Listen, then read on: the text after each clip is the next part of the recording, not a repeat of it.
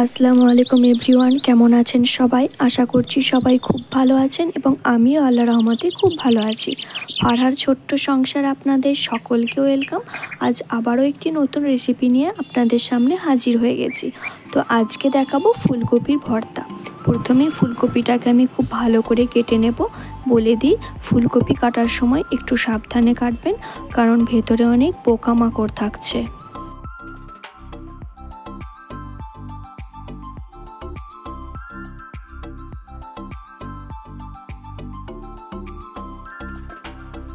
ফুলকপিগুলোকে কেটে নিয়ে ভালো করে ধুয়ে নিতে হবে। এরপর কড়াইয়ে জল গরম করে এর মধ্যে আমি কিছুটা লবণ এবং কিছুটা হলুদ গুঁড়ো দিয়ে ফুলকপিগুলো এর মধ্যে দিয়ে দেব সেদ্ধ করার জন্য।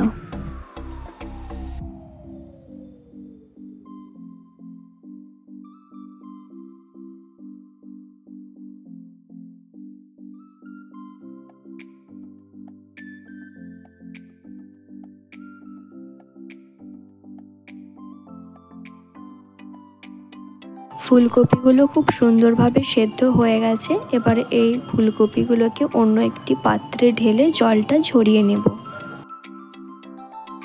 এখানে আমি একটা মিডিয়াম সাইজের টমেটো নিয়েছি, সেটাকে গোল গোল করে কেটে নেব।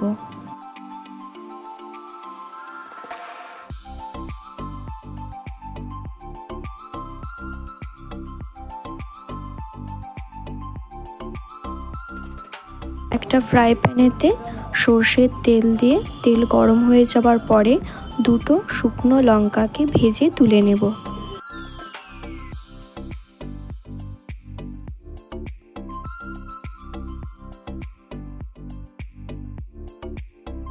এবারে ওই তেলেতেই টমেটোগুলো ভেজে তুলে নেব।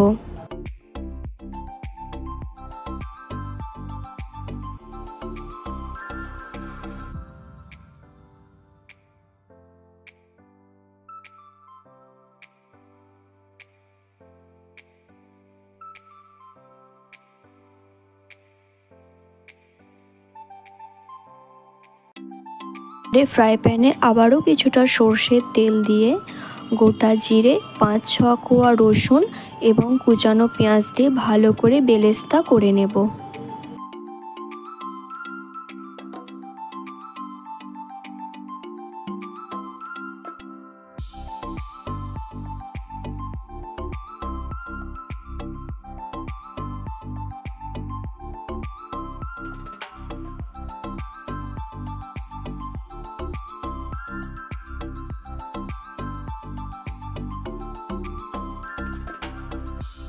পেঁয়াজ বেরেস্তাটা আমাদের খুব সুন্দরভাবে হয়ে এসেছে। এবার আমি এটাকে তুলে নেব।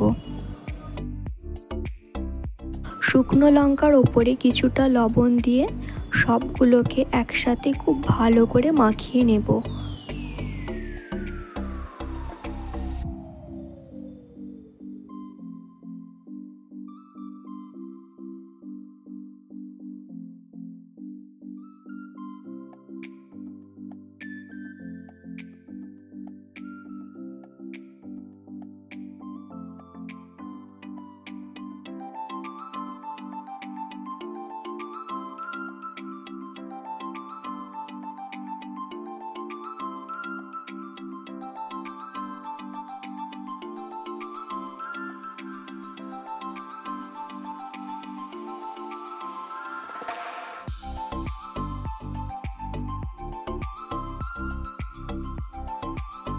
এখন ফুলকপিগুলো এর মধ্যে দিয়ে ভালো করে মেখে নিতে হবে।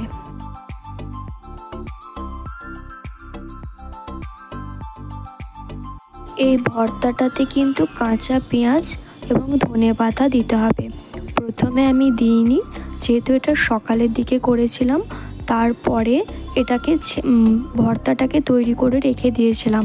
যখন আপনারা ভাত খাবেন তখন আপনারা কাঁচা পেঁয়াজ ও ধনেপাতা দিয়ে এটাকে আরও ভালো করে মাখিয়ে নেবেন, কারণ কাঁচা পেঁয়াজটা দেবার ফলে এর স্বাদটা দ্বিগুণ হয়ে যায়।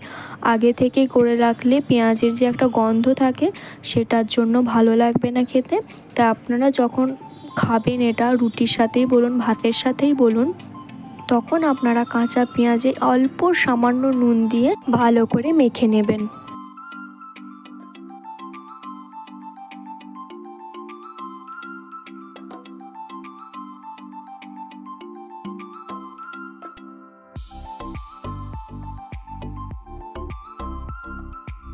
আমরা বাড়িতে সকলেই ফুলকপির তরকারি বিভিন্ন রকমভাবেই বানিয়ে থাকি, কিন্তু এই ফুলকপির ভর্তাটা একবার বানিয়ে দেখবেন, আশা করছি খুব ভালো লাগবে।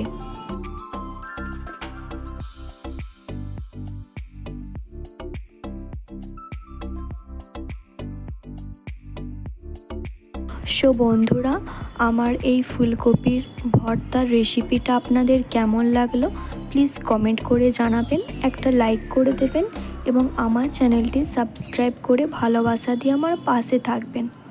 আল্লাহ হাফেজ।